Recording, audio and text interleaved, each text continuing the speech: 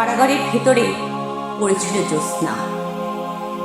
বাইরে হাওয়া, বিষম হাওয়া, সেই হাওয়ায় নশ্বরতার গন্ধ।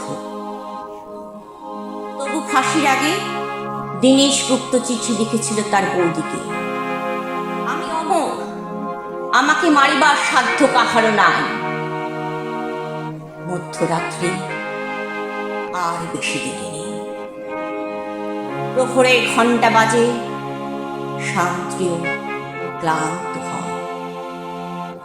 শিয়রের কাছে এসে মৃত্যুও বিমর্ষ বোধ করে।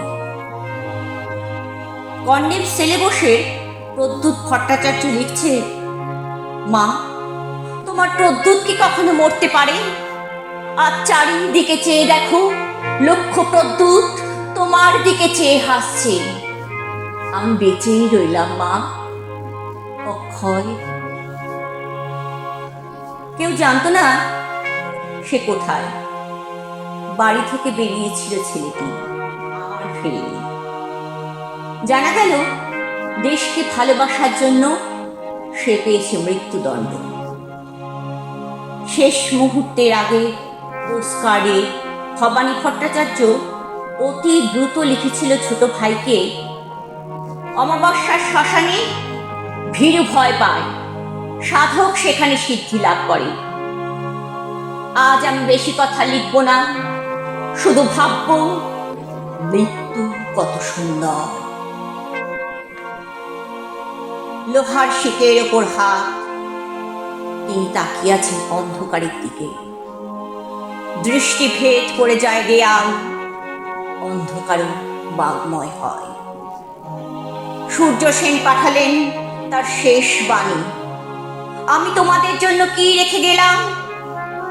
শুধু একটি মাত্র জিনিস, আমার স্বপ্ন, একটি সোনালী স্বপ্ন। এক শুভ মুহূর্তে আমি প্রথম এই স্বপ্ন দেখেছিলাম। সেই সব স্বপ্ন এখনো বাতাসে উড়ে যায়, শোনা যায় নিঃশ্বাসের শব্দ। আর সব মরে, স্বপ্ন মরে না। অমরত্বের অন্য নাম হয়। কালু, সন্তোষ, অসীমরা জেলখানার নির্মম অন্ধকারে বসে এখনো সেরকম স্বপ্ন দেখছে। जनगण मन अधिनायक जय हे भारत भाग्य विधाता। पंजाब सिंध गुजरात मराठा द्राविड उत्कल बंगा। विंध्य हिमाचल यमुना गंगा उच्चल जलधि तरंगा। तव शुभ नामे जागे, तव शुभ आशीष मांगे। गाहे तव जय गाथा, जन गण मंगलदायक जय हे भारत भाग्य विधाता।